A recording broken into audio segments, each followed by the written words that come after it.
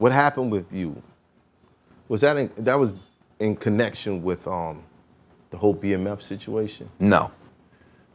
Did you feel like there was a possibility that they were like, he's connected somehow, let's go after him? No, I didn't. Not at all? Nah, I mean, when their situation happened mid-2006, my situation happened January 2007. Again? 6 months. I never thought about it. I don't think so. I don't Not think at so. all? Nah. But what was it like, that whole BMF era? You said, I didn't... It was like nothing I've ever seen in my life. Like, give us a tour. Yeah, because when you say nothing I've never seen in my life, it's like, blank. I saw regular women be in a strip club and right there on the spot turn into strippers, like, because there was so much money on the floor. Like, All-Star Weekend 2003. That's Miami. No. No. The one in Atlanta. Atlanta. It was it was Atlanta, because that's when Atlanta, Get Rich or right. Die Trying first came out. And it leaked in it, and that's I'm what thinking everybody about was BET playing. Awards in Miami. All-Star Weekend 2003, BMF had all the cars on Peachtree, like 10 foreigns back to back to back.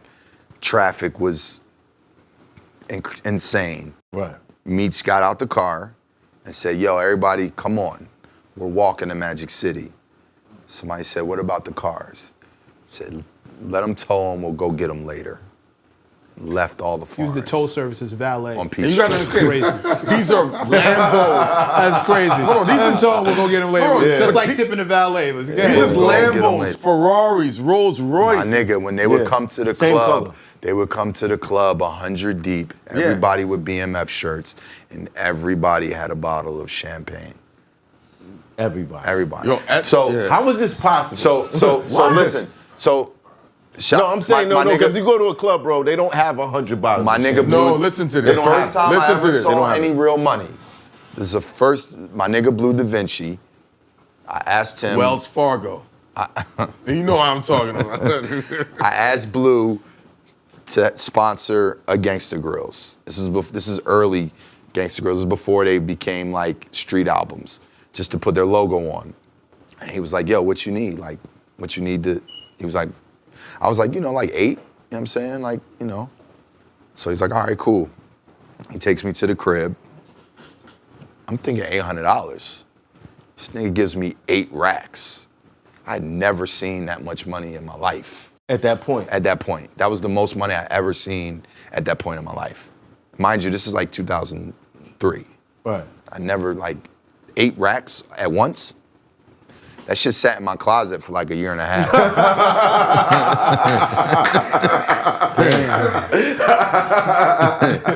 Like the BMF, that time, like, I feel like Make It Rain came from, Yeah. Meech and company. yeah, that can't, niggas didn't throw money in the air. Like, that didn't happen before BMF. Right. Like, that was BMF. How hard their was it to culture. play music when they were in the club? Because I remember ESSO was telling me when he was running with his artists, they wouldn't let him play the music, and he had to walk up to Meech. It's like, play my shit, nigga. It wasn't Meech. Meech was there, but Oh. it was some big nigga. We was in Orlando. Orlando. We was in Orlando's Orlando tough. with DJ Nasty. Nasty and And we Pro was at Style. Pro Style and Nasty, and we went to the strip club with Nasty later That's an on. era. And we was with Universal. We was like, why you not playing the records? And they pointed over there like, yo, you gotta talk to the BMF niggas and ask Yo, them, that's and mad. ask them if we could play the record. And I was like, bro, like, I was at the radio station with you. What are you talking about? And I'ma shout out to Yummy. Me and Yummy walked through the crowd. Shout out to Tone Bird. That's how I met Meech I and think them. it's on. That's how I met Meech and them. Yeah. Tone Bird. I Yeah. met Meech and them on Mad Times. And Tone then- Bird, wow. Tone. Yeah, shout out Yeah. Tone Bird. I just seen Tone and, too. and they gave You just took Nasty it the back. signal. Like, I'm a big ass nigga gave him the signal like, yo, it's okay.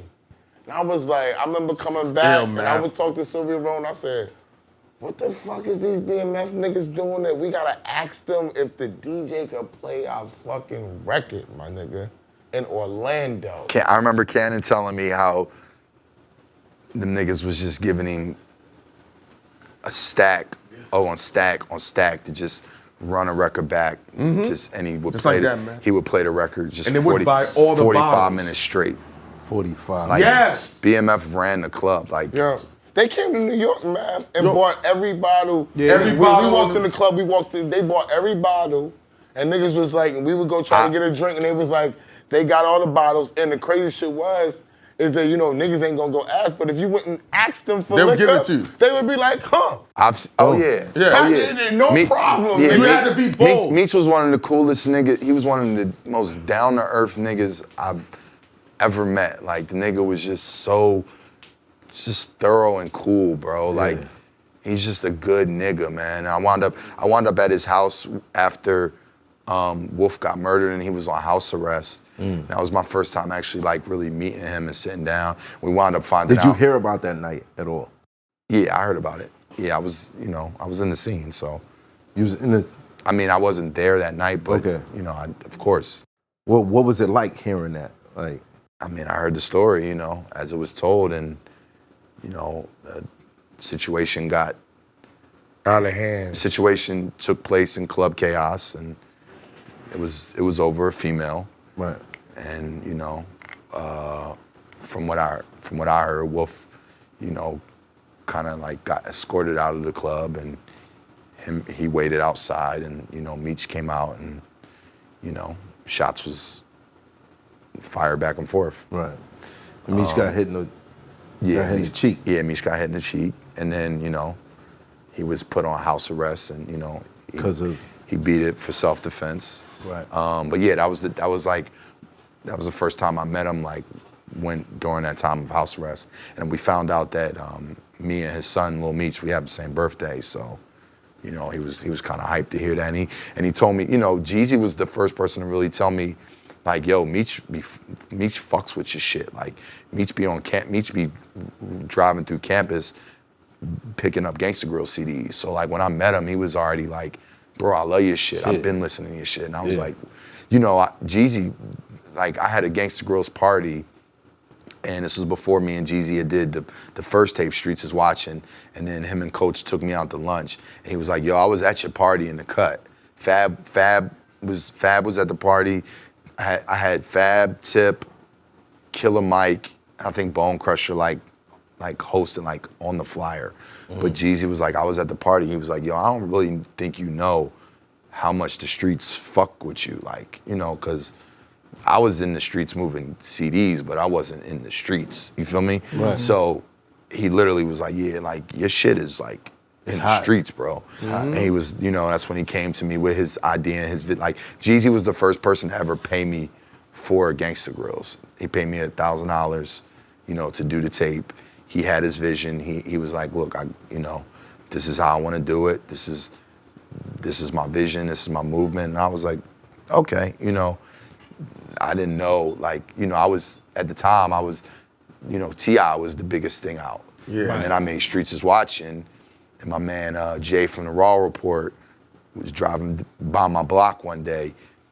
I was with my dad, actually. My dad was in town, and he literally he said, yo, that Streets Is Watching, that's the best Gangsta Grillz you've ever done. And I was like, word? Like, the new nigga? And, when they was when they was promoting Streets Is Watching, it wasn't new Jeezy, it was the new Gangsta Grillz, because Gangsta Grillz was a bigger brand than Jeezy was at the time. And on top of that, the shit got so hot, and that was the only place that the music was, so all the DJs had to play the music with my drops and my voice all over. I remember that. They was trying to rip your drops off. So when you go into the club, they was trying. When you went in the club, you had to hear Gangsta Grillz, because the music didn't exist outside of me on it. Question. Wow. It's hot for trapper turn smack rapper. Only smack rapper that you know is smack rappers. Got bars I can hang with the backpackers. Trap star, I don't hang with the backpackers. I'm in the hood with the work, you heard. Making fiends leave earth, you heard. Got your baby mama thirst, you heard. Feel the flow, nigga, throw it in reverse. This the wave you need to surf, you heard.